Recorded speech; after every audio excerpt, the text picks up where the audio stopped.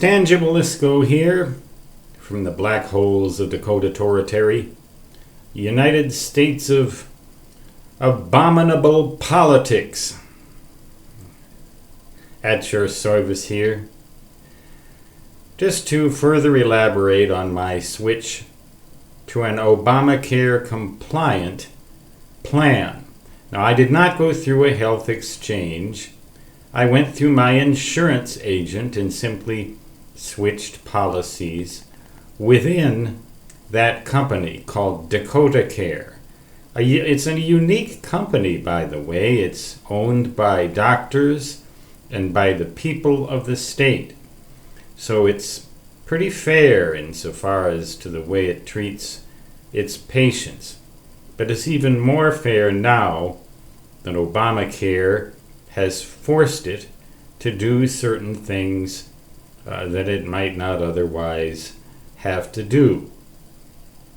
My premiums have gone up $100 a month, but that was an elective, as I said, and the out-of-pocket maximum has gone down by $7,000 a month, actually effective the 1st of July.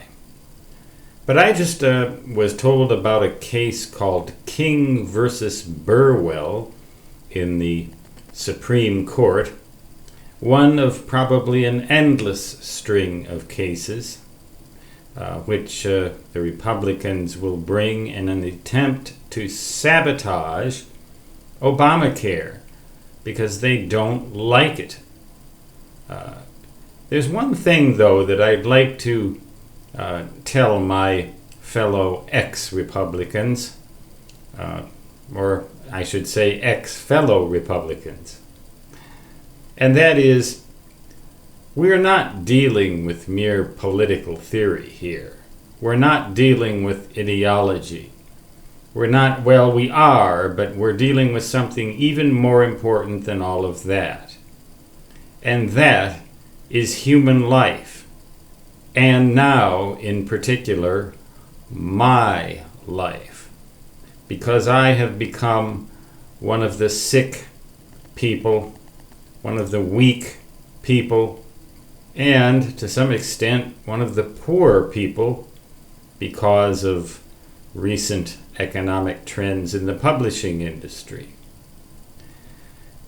A few years ago, I was swimming a couple of miles a day, and things seemed to be going great, and I was looking at properties all over the West, and now I'm happy to keep my own house.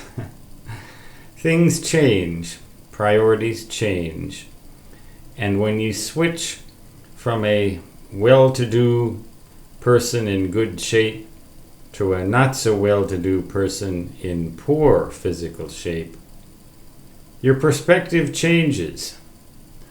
I guess it sometimes takes a crisis in order to bring someone to their senses.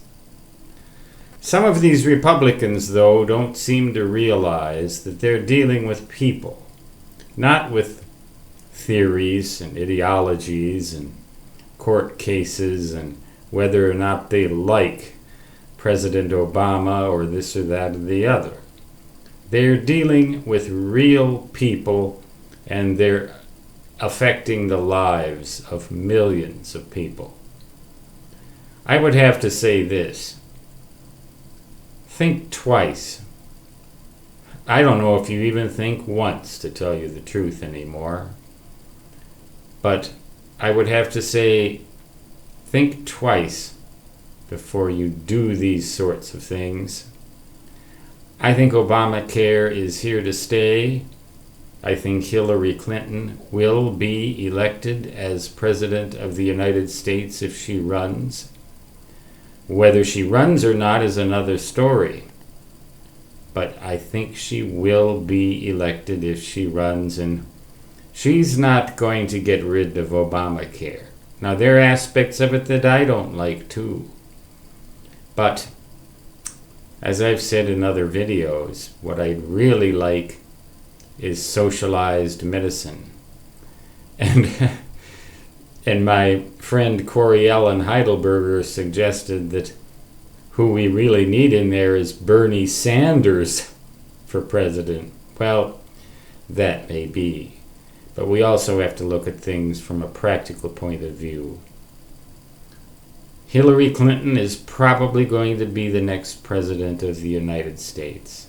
And the Republicans will continue to try to destroy Obamacare because they don't like Obamacare, forgetting that they're also destroying millions and millions of lives.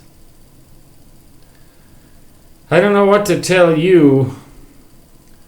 Move slowly and carry a big stick. I don't know what the stick is for, but it sounds good.